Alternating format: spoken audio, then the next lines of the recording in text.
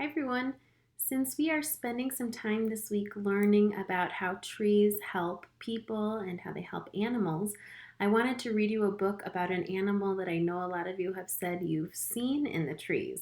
Can you think about what animal I might be talking about? What's an animal we see up in trees and in the branches a lot near where we live? The animal I'm thinking of is a squirrel. I've seen a lot of squirrels in trees near my home. Have you seen squirrels near your home or near school? This book has a lot of information for us about squirrels, so I'm excited to read it to you so you can learn some new things. The title is Squirrels, and this is by Brian Wildsmith. Let's see what we can learn about squirrels from this book. Squirrels.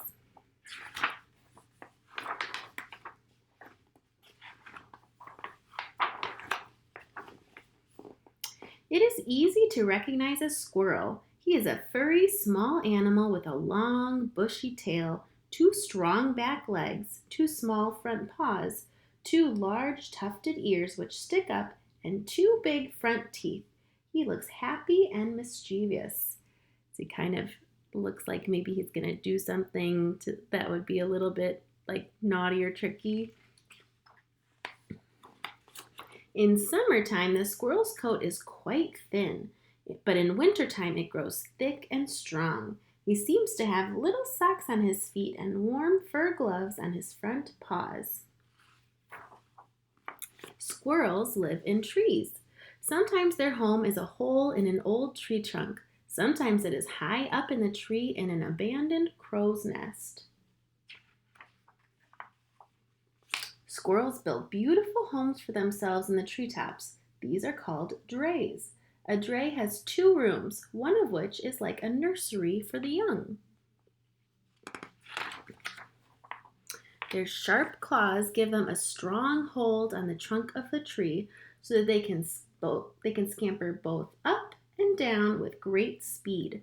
I know some of you talked about how you've seen your dog try to chase a squirrel before, and the squirrels are able to climb up the trees so fast, a lot of times dogs or other animals can't get to them, right? So they need those sharp claws to go up and down really quickly and easily. Probably no animal in the world uses its tail for so many different purposes. When a squirrel leaps through the air from tree to tree, he can use his tail as a parachute, and it even helps him to change direction. That's something I didn't know before. And when a squirrel swims, as he does sometimes, he can use his tail as a sail. So look at that. He can also kind of move that, and it will change the way he goes in the water. When he scurries along the bough of a tree, he can use his tail to balance and guide himself. And when a squirrel sleeps, he wraps his tail around himself like a blanket. Twice a year, in the spring and at the end of the summer, the female squirrel has her young, usually 3 or 4 babies at a time. For 7 weeks, the mother gives them milk. Then they are ready for a squirrel's favorite food, nuts, acorns, wheat, and fruit. So a lot of the squirrel's favorite food comes from trees, like acorns and nuts and fruit. Sometimes squirrels will steal birds' eggs, and they are very fond of eating mushrooms too.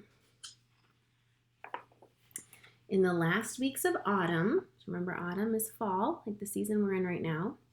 So in the last weeks of autumn, squirrels become very busy gathering nuts and acorns to eat during the winter.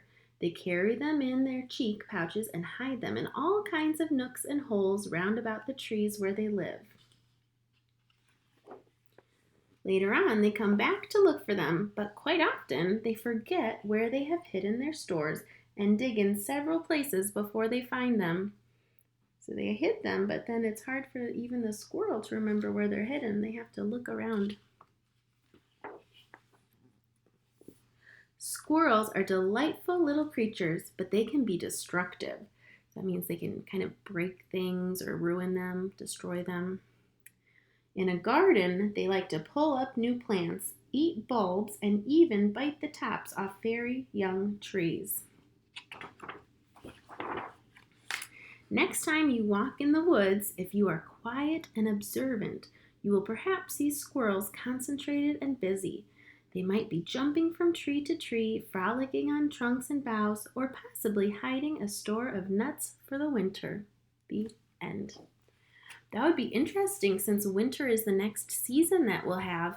I wonder if any squirrels in your neighborhood are finding acorns or finding other nuts and trying to hide them somewhere so they can dig it up and have food for the winter.